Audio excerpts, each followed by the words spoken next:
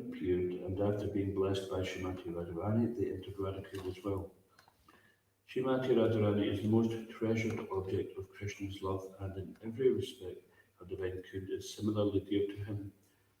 If one simply bathes once within those holy waters, one's pure love of Krishna is fully aroused. Indeed, those who execute devotion and service on the banks of Radhakund are the most fortunate people in the universe. Sri Radhakund ki, Jai. Shamkund ki, Jai. and also it's Lahulastami, is that right? Yes. The day when Radhakund and Shamkund appeared.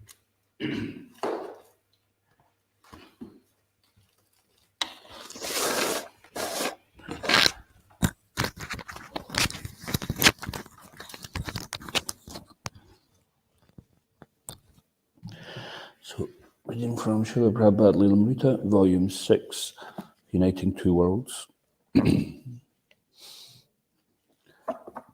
So the title of this book refers to uniting the East and the West.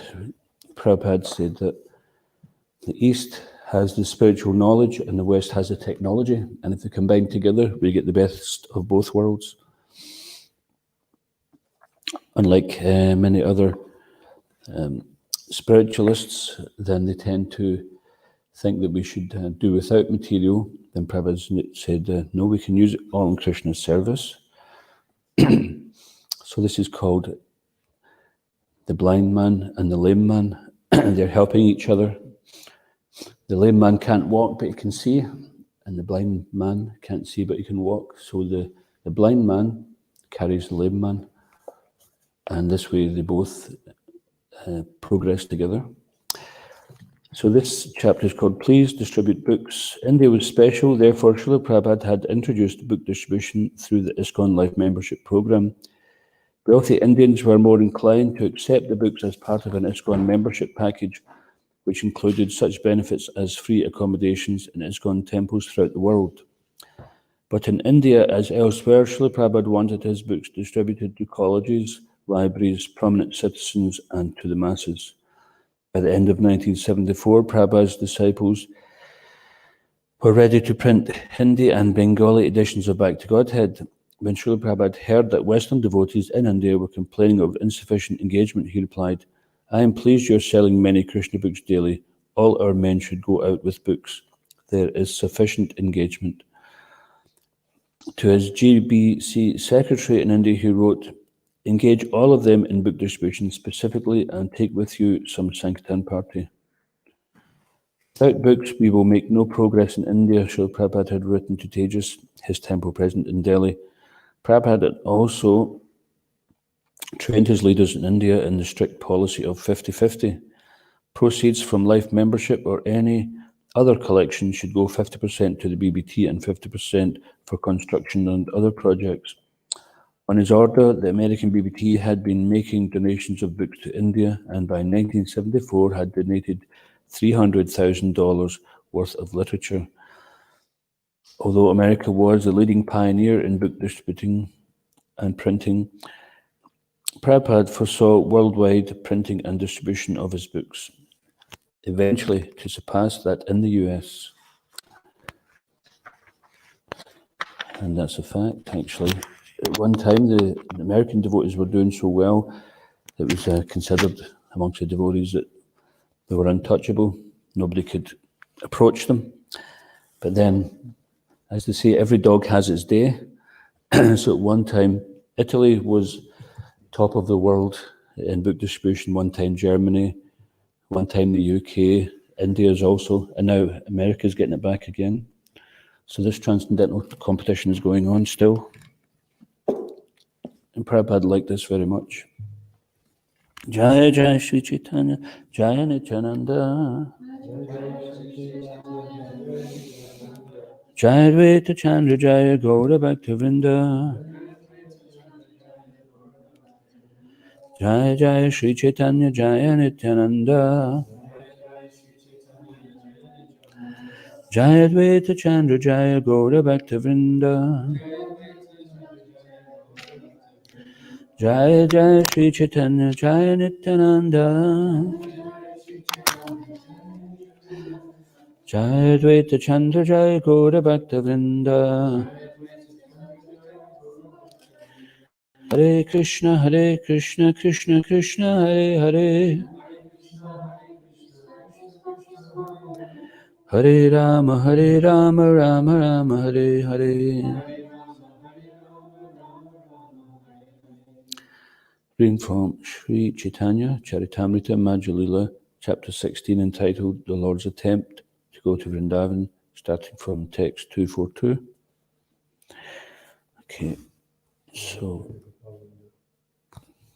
Okay, maybe Krishna just wants us to engage our memory instead of depending on technology. Okay, I'll just go through these verses personally. Etakahi Mahaprabhu Tanri Vaidaya Dila Gare Asi Mahaprabhura Shiksha Acharila. In this way, Sri Chaitanya Mahaprabhu bid farewell to Raghunath Das, who returned home and did exactly what the Lord told him. Vaya Vairagya Vatulata Sakala Chadiya Yata Yogya Karya Kare Hana Sakta Hana. After returning home, Raghunath Das gave up all craziness and external pseudo-renunciation and engaged in his household duties without attachment.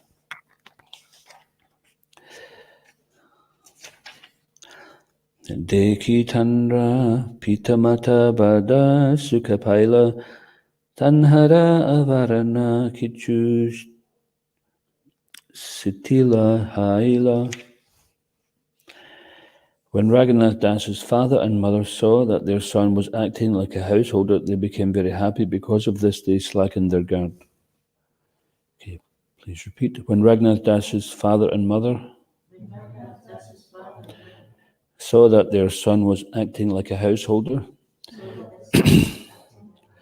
they became very happy.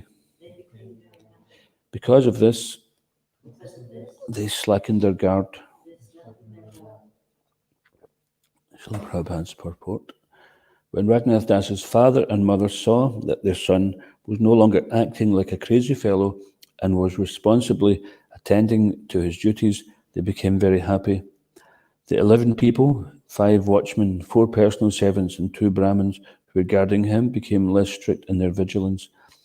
When Raghunath Das actually took up his household affairs, his parents reduced the number of guards. Om Gyanatamarandasya Gyananjana Slakaya Chakshurmanatamina Tasma Shikrabe Namaha Akam Karoti Vachalam Pangam Lagate Girim Yakripatamam Vande Shikrim Dintaranam Jai Shri Krishna Chaitanya Prabhu Nityananda Shri Advaita Gadadhara Sivasadi Gaura Bhakta Vrinda. Hare Krishna Krishna Krishna Hare Hare Hare Rama Rama Rama Hare Hare.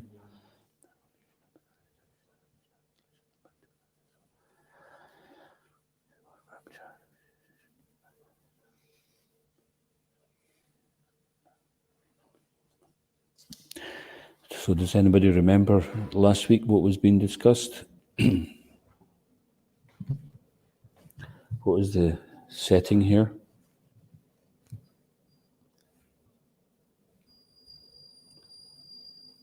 Anybody remember? What was the situation of Raghunath Das Goswami here? He was just trying to escape from his family and each time the guards would his father sent guards to bring him back. Yes. So Raghunath, sorry. The Lord Chaitanya told him to stay there that time. I'd like a... Wandering household. Yeah. Perfect. Thank you, Vrinda. That was a good recollection. So Raghunath Das Goswami was eager to join Lord Chaitanya and the Sankirtan movement. Being from a wealthy background, his parents were sending guards to bring him back, as from their point of view, they were considering rescuing him from his craziness. And Lord Chaitanya told him that just go back and act like an ordinary householder, and very soon Krishna's mercy will come. So They told him externally, act as a normal householder so as not to cause any alarm, and pray internally, maintain the desire to be a devotee and pray to Krishna for his mercy. So sometimes this is our situation. We're in a situation which may not be most comfortable for us or most conducive. And we may want a better situation, whether it be spiritual or material, but for a devotee, we're more interested in a better spiritual position. We want to be in a situation which is more favourable for our devotional service. So if we pray to Krishna for that, then Krishna is not going to deny that, because Krishna wants us to come closer to him. This is why, one of the main reasons why Lord Chaitanya appeared, this verse we chant to offer our obeisances to Lord Chaitanya. Namo Maha Vadanyaya Krishna Prema Pradayate Krishnaya Krishna Chaitanya Namni Gora Tusi Namaha. Namo Maha Vadanyaya. So Lord Chaitanya is known as the most merciful incarnation. I offer my obeisances Namo Maha Vadanyaya. So Maha Vadanyaya means greatly merciful, the most merciful incarnation. Krishna Prema Pradayate. Pradayate means he's directly giving Krishna Prema. Krishnaya Krishna Chaitanya. He's known as Krishna Chaitanya, and he is actually Krishna. He's none other than Krishna. He's not an incarnation. He's actually Krishna himself. So therefore, he has all the potencies of Lord Krishna. And in Kali Yuga, so in different ages, the Lord appears in different incarnations, and he performs different pastimes, and we hear many of these where he rescues his devotees from the hands of demons who are subjugating them to various miseries. In Kali Yuga, then, he doesn't take up these weapons because the demons in Kali Yuga are so small time, and everyone is a demon or a devotee. It used to be in previous ages, it was quite clearly polarized, where someone would be a devotee and someone would be a non-devotee or a demon. And it was quite obvious by their actions. In Kali Yuga, then, we have the ability to be either of those.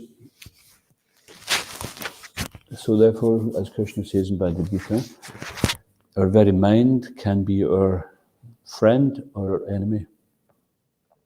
So this function of the mind is to accept and reject things. Sometimes we make up our mind, and then sometimes we change our mind. Like sometimes we make up our mind about somebody or something that they did or said, and then we might be cross with them, and then we realize, actually, I misheard that, and then we can change our mind based on the change of evidence.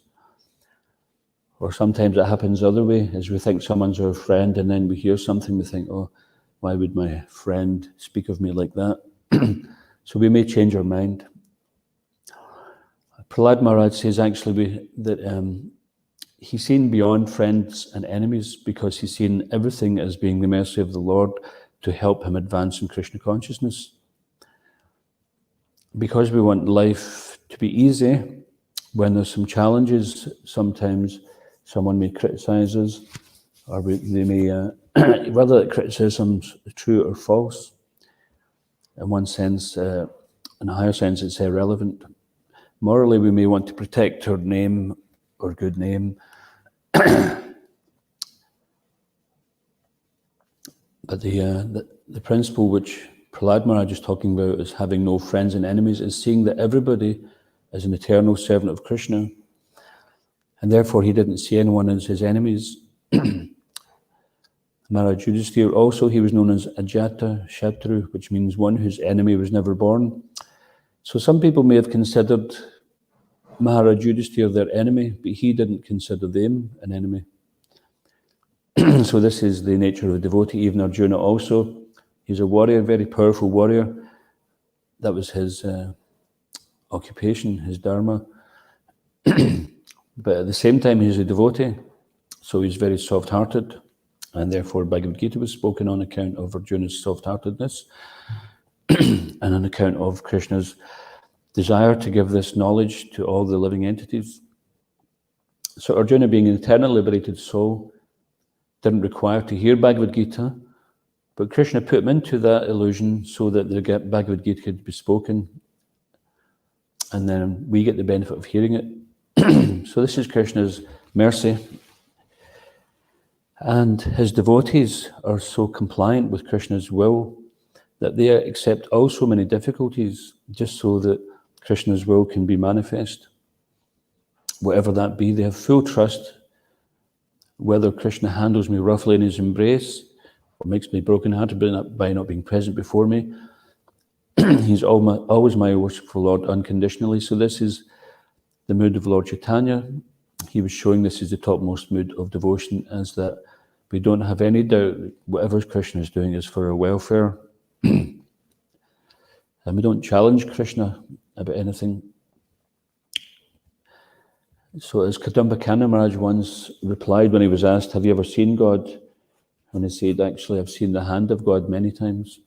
So we may not see the wind if it's windy, but you look out the window and you see the trees moving, and immediately your mind fills in the gap and says, it must be windy. You know, the trees aren't just suddenly starting to dance all in the same direction at the same time. Maybe in the spiritual world, but in the material world, it takes the wind to move them. So we can surmise like that.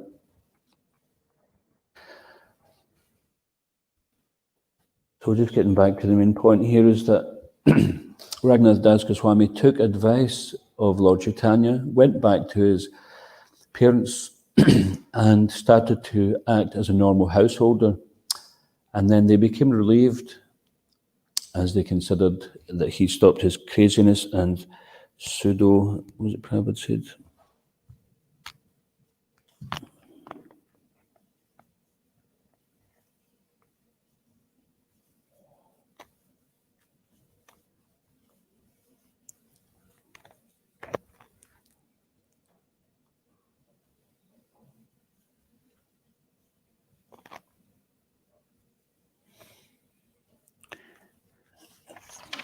Maybe in the previous verse.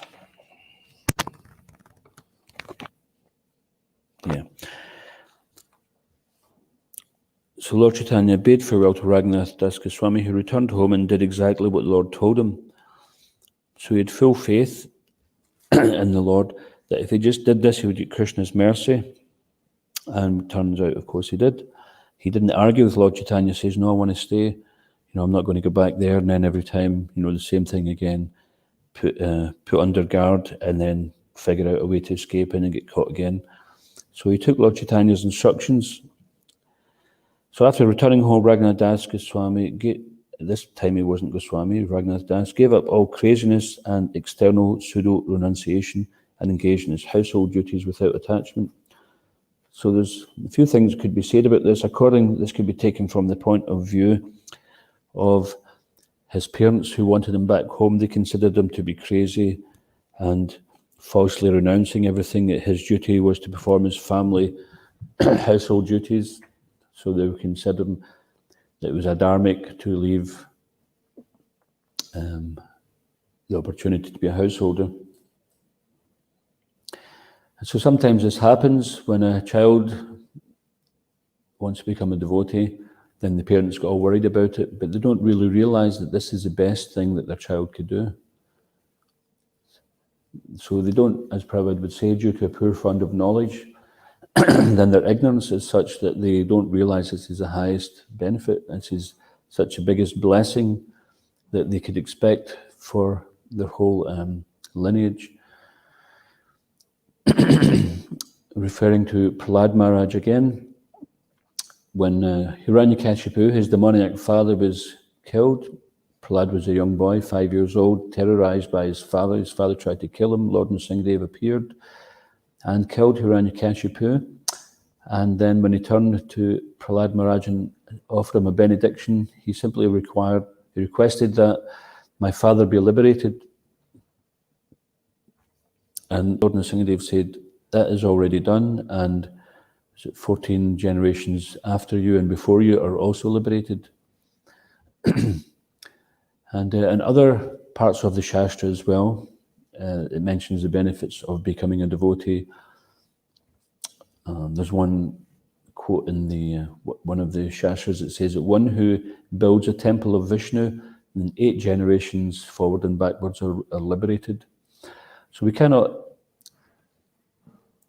estimate the good fortune of becoming a devotee. And those parents whose child becomes a devotee should feel extremely grateful that their child has taken this big step to do that.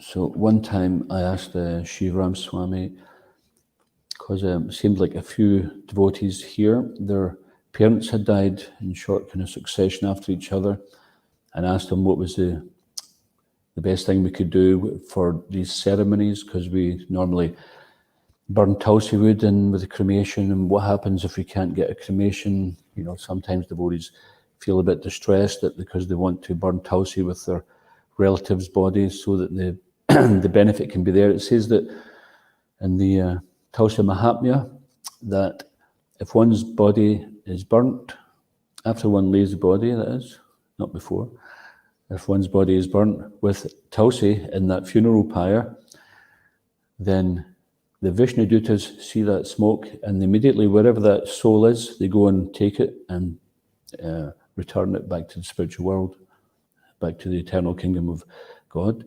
Vaikuntha, the place which is free from all anxiety. So sometimes the devotees would become a bit perhaps disappointed or disturbed that perhaps they couldn't do better for their relatives at the time of death, especially if there was a burial and not a cremation, or they couldn't be there or couldn't get access to put tulsi in the coffin, etc.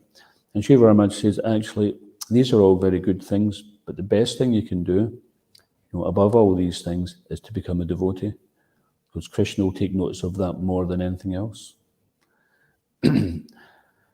And that's, I believe that is a fact, because Krishna also says in the Bhagavad Gita, Sarvadharmam parityaja mam ekam sharanam vraja tvam dharma.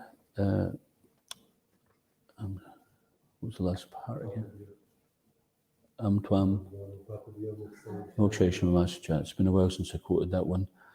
Sometimes you're better quoting them quick, it just comes out automatically like muscle memory. So abandon all varieties of religion and surrender unto me. I shall protect you from all sinful reactions. Do not fear. So here, Raghunath Das Goswami's family is telling him that you have various types of dharma to attend to, and you're abandoning this for this sentimental movement, pseudo renunciation. You should do your duty. You're acting like a crazy fellow, don't be sentimental. Come back and be reasonable. This is how they're presenting it. But Krishna says, abandon all varieties of religion. So there are many different dharmas which relate to our temporary stay in this material world. But the real dharma is Sanatan Dharma, the eternal religion of the soul. And if you do that, then he says, I will protect you from all sinful reactions, do not fear. So by giving up a lower dharma for a higher dharma, then there's no sin incurred. I shall protect you from all sinful reaction, do not fear. So this is for anyone who thinks that taking shelter of Krishna or increasing their devotion to Krishna on account of giving up some other dharma, that they're committing some sin. It's not true. At the same time, we shouldn't prematurely abandon all other duties if it's going to cause people to become unfavorable. So we should be patient. Just as Lord Chaitanya, he sent Raghunath Das Goswami back to a situation because it was fraught with anxiety and emotions were running high with the family members, etc. So he sent them back there to pacify them and told them, pray, just remain there externally and continue internally with being a devotee. So just this example of Narada Muni had a disciple who was a snake. You've maybe heard this before. And when this, Narada Muni he travels all over, and he's such potency that he has many wonderful disciples, like Mrigarari the hunter. He was such a wicked person that he didn't just kill animals, he would half kill them so they would die painfully. This is the way he was brought up. And by Narada Muni's potency, he showed him what was going to be the result of such cruelty, that he was going to have to suffer so much for that. So then he left Mrigarari. Mrigarari was so sinful that he couldn't even chant. Just like sometimes we do this drama, Genie in the Lamp, and at the beginning the genie can't even chant. He's going, Hurry. He can't even chant it properly. He's like spitting it out, almost vomiting, trying to chant. So sometimes people are so sinful they can't take to Krishna consciousness, but Narada Muni was so clever. He says to him, just chant Mara. So Mara in Sanskrit means death. So he was going Mara, Mara, Mara, Mara, Mara, Mara, Mara. So in effect he was chanting Rama, Rama, Rama, Rama, like that. So he chanted Ram, and he became purified by that. So he left him with it, and then sometime later he came back and he met Mrigarari again. Mrigarari had been changed so much that he went to pay his obeisances on the ground, and he seen some ants, and he wouldn't even pay on top of the ants. He wouldn't even damage an ant. So from being half-killing animals, enjoying their suffering, to not even want to kill an ant, simply by the chanting of the holy name, and by Narada Muni's expert guidance. So once again, Narada Muni had this disciple who was a serpent, and when the kids of the village came to know that this serpent was chanting Hare Krishna, Hare Krishna, then the kids would actually start to bully the snake. They'd hit it with sticks and throw stones at it. And the snake became greatly, because it had changed its heart, then it couldn't bring it upon itself to attack anybody. So it was greatly distressed. So when Narada Muni came back and he seen the distress he was in, then he advised him, just raise your hoods. When the kids come back to taunt you again, just go up and raise your hoods as if to attack. And then, so he did that, and then the kids ran away and left him alone, and then he could continue peacefully in his cave chanting. So of course someone might say, well, these sound like tall tales, but believe it or not, that's what it says, and I prefer to believe it. Lord Chaitanya also, he had benedicted other similar living entities not in the human body. Now this Krishna consciousness movement, the Sankirtan movement, Lord Chaitanya says, is a prime benediction for humanity at large.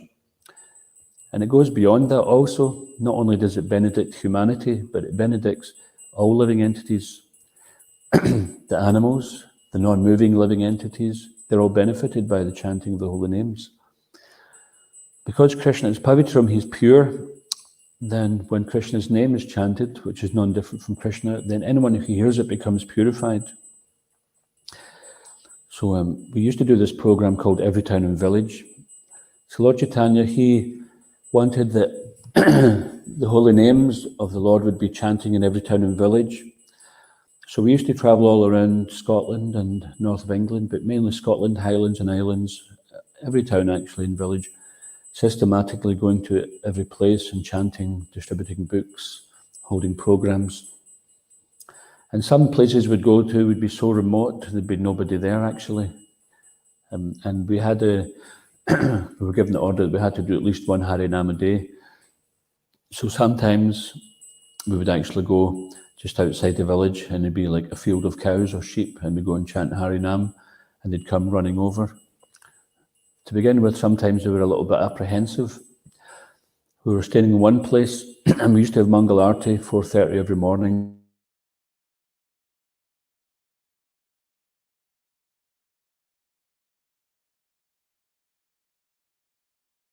They were in the field, and they'd come over. And so this just goes to show that every living entity is attracted to Krishna. Krishna is all attractive. And sometimes someone says to us, oh, why did you join the Hare Krishna movement? And we say, oh, this, that, we got a book, or we did this, or we met a devotee, or we got some prasadam. And these are all true. But the main thing is we became attracted by Krishna.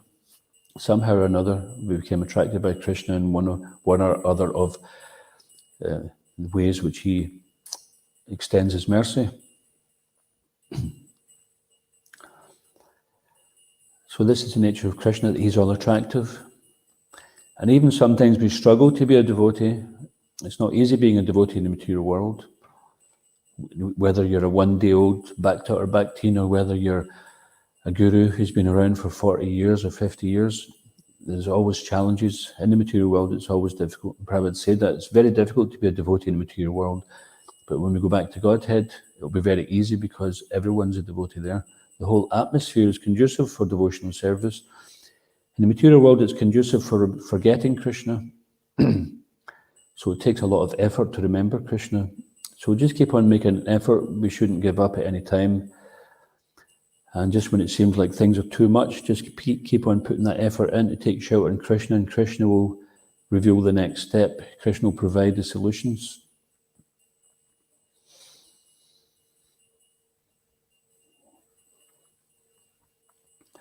So here, Lord Chaitanya, although he's obviously aware of Raghunath Das Goswami's eternal relation with him as eternal servant, Jivera Swupahai Krishnera Nitya Das, Krishnera Tatasta Shakti Beda Beda Prakash.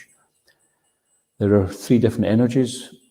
There's or Shaktis. Shakti means energy. So there's the Bahiranga Shakti, the external energy, material energy. There's the Antaranga Shakti, the internal energy, which is Krishna and his eternal associates. And there's the Tatasta Shakti, which is marginal. So the marginal energy is superior to the inferior material energy. That is us, we're individual souls. We're superior to that.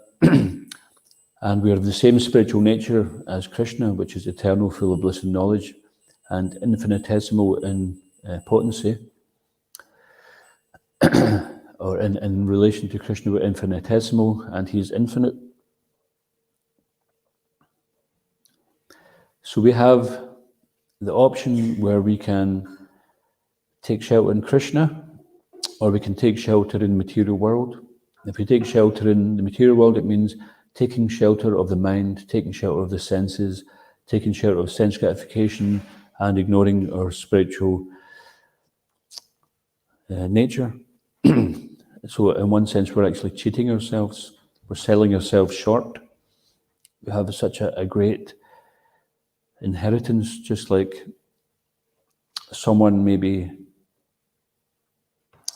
an heir, in a material sense, someone may be an heir to a great fortune, but they've forgotten who they were, and they're maybe living homeless, and they're thinking, oh, if I can just get a crust of bread to eat today, I'll be doing fine. So we're raking around the bins or waiting on some handouts, and then someone comes along and says, actually, you're the son or you're the daughter of a very wealthy person, you've got a great inheritance waiting for you. All you have to do is come and claim it. No, I'm okay, I'm fine, leave me here, I'm comfortable in this situation. So this is our situation. We're accepting something less and denying ourselves something greater when we take shelter in material energy. But when we connect with Krishna, then we're regaining that inheritance, that eternal inheritance, where we never have to take birth again in this material world to go through birth, death, old age, and disease.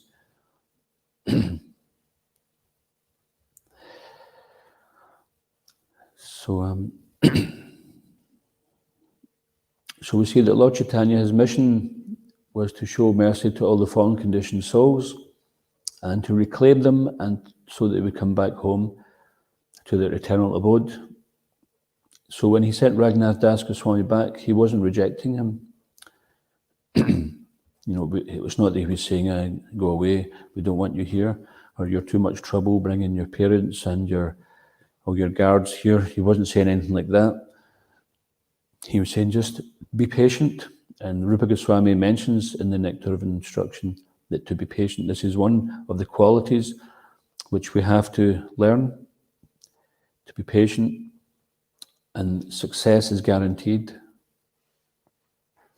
So just like if you plant a seed in the soil and you water it every day, after a couple of days, if nothing comes up, you don't think, oh, forget it, I'm not going to be bothered with this, it takes too long.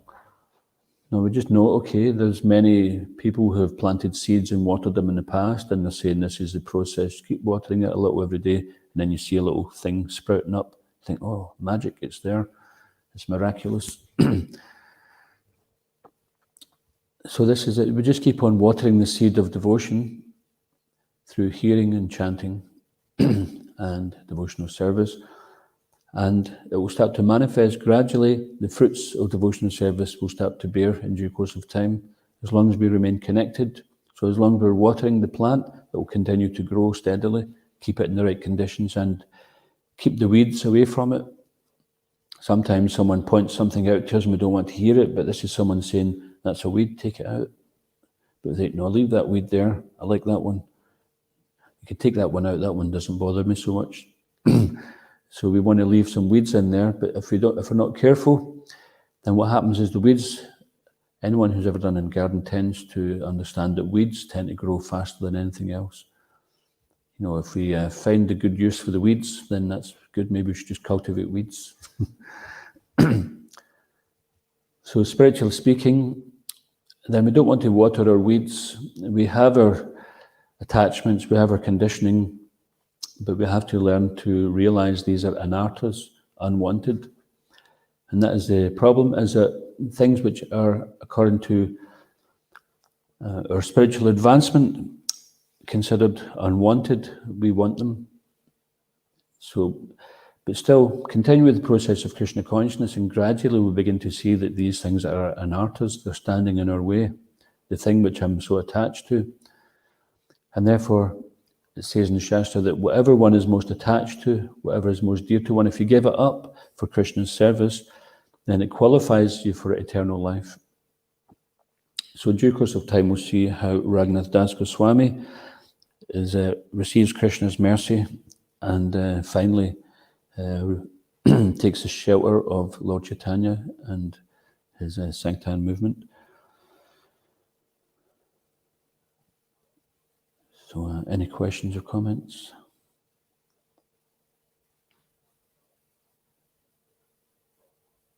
Anything written? Peter? I have a question.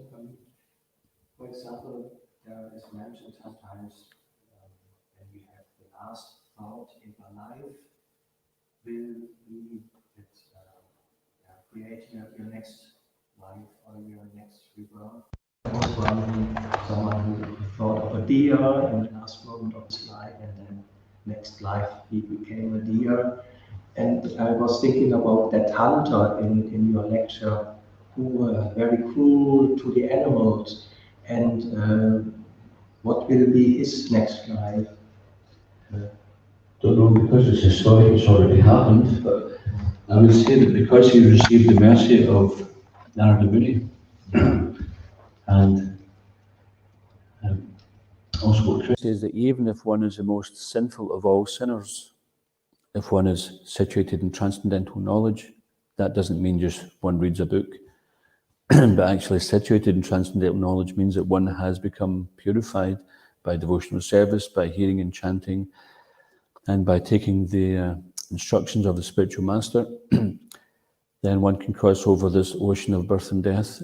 So Krishna doesn't say, okay, you're too sinful, not good enough, you have to go and suffer. He's not judgmental. Krishna is prepared, if we turn to him, he's prepared to wipe the slate clean. So in the Bible, there's this story called the prodigal son. So this son, he was quite independent, he went away, and all the other children of this wealthy man, they stayed behind and they obeyed the father, etc. But this other one went away, and he became a bit of a rogue, saw the error of his ways and came back apologetically and wanted to be accepted back into his father's good graces again, and his father welcomed him with open arms. And he made so much arrangements for a festival, etc., to welcome him back. So this story is basically how Krishna sees all the living entities, that no matter what you've done, I'll let it go if you just want to come back. And because Krishna is Parama Ishvara, the Supreme Controller, and no one can hold him accountable, no one can say, what do you think you're doing? No one can approach Krishna, no one can challenge Krishna, no one can challenge his authority. He's free to do whatever he likes. And because he's merciful, then that's really greatly fortunate for us, because we've done so many things which we would be due for karmic reactions. But because Krishna says, if you surrender unto me, I'll protect you from all sinful reactions, do not fear. So fear is born out of sinful activity. If we're performing some sinful activity, or we've performed it, there's an underlying fear that I'm going to get a reaction sometime. Sometimes we're suffering, we think, what did I do to deserve this? Or, why me? And because it's meant for you. There's a famous poet, the Bard of Scotland, Rabbie Burns. He said, what's for you will not go past you. What is for you will not go past you. So in other words, what is due to come to you will come to you. So we don't suffer because of something someone else did. We suffer and enjoy according to our own good and bad activities of a previous life. So this hunter, because he got the grace of Narada Muni, then I've got every faith that his destination was auspicious. But the story of Bharat Maharaj, where he remembered a deer at the time of death, was to show us not to become complacent. That he was actually a great devotee, and he went to the forest and he was performing great austerities. He was actually an emperor, and he gave up an empire. He had a lot to give up. It's not just like us. Maybe we've got a small bank balance and a car and a hi-fi or something like that, and we think we've made some big sacrifice. He had an empire, and he gave it all up.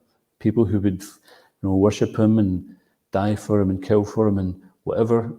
He was a much loved emperor as well. It wasn't like he had to escape because everybody thought he was completely a tyrant or something. And according to Shastra, the whole planet was named after him at one time, Bharatavarsh. And so still many Indians refer to India as Bharatabhumi, the land of Bharat. And he was a great devotee. He gave up so much and he made so much advancement, but he became attached to a deer. So complacency came in, where he actually became so concerned. He was always thinking of this deer, and at the time of death he thought of that deer and therefore became a deer. But by Krishna's mercy, he remembered his past life, so he didn't just go into the cycle of birth and death. So basically what the message is, yam yam vapi smram bhavam, whatever we think of at the time of death, that state we will attain. So what we will think of is what we're going to take shelter of, what we're most attached to. So therefore, our goal just now is to become most attached to Krishna, so that at the time of death, we take shelter in Krishna. So in the various minor difficulties we experience in life, whenever there's some difficulty, take shelter in Krishna, pray to Krishna, chant his holy name. And by doing that, we automatically go to Krishna whenever there's trouble. And Queen Kunti, that was her mood also. She experienced so many difficulties. She was a great devotee of Krishna. And Krishna demonstrated through her that no matter what difficulties his devotee will have to undergo, then they will always take shelter in him. So he glorifies his devotees sometimes by putting them into difficulty. And also it's not possible, Prabhupada said, to make spiritual advancement without undergoing some difficulties. So if we're thinking that it's just going to be easy all the time, then we're fooling ourselves, we're going to be disappointed. So therefore it's important that our sadhana, our regular practice, is strong, so that when challenges are there, just like someone who's training for, they have these events, is it the decathlon, where they have 10 different things. I can't remember what they are. It's probably like high jump, long jump, short jump, whatever, swimming, running, so many different things. So they have to train in all these different things.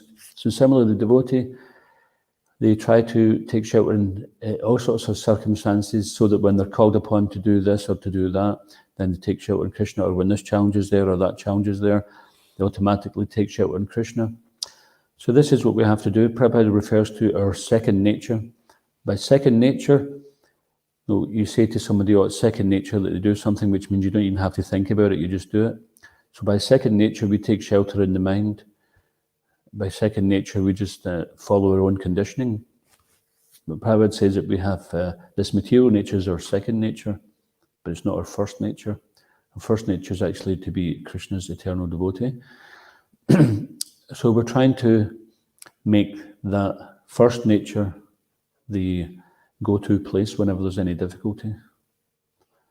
And I'm sure your question about McGrary the Hunter, I'm sure that was his go-to place, was the holy name, because he'd seen the error of his ways and he got purified. The signs were there that he was purified, that he wouldn't even harm an ant. So his destination would have been auspicious, no doubt. Is that okay? Okay. It's going Govinda ki, Sri Prabhupada ki, Grantaraj Sri Chaitanya Charitamrita ki, Nitai Gaur Premanande. Gaur